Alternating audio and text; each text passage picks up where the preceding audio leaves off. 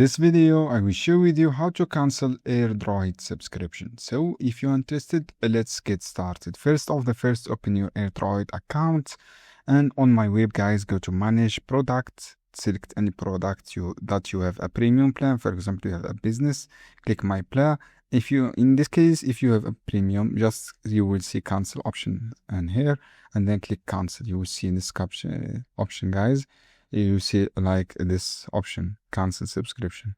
Just click cancel and then you will cancel your subscription.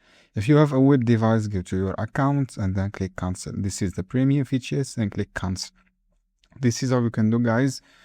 Just follow simple steps and you will be cancelled successfully. First, go to this website and click sign up to web Airdroid here.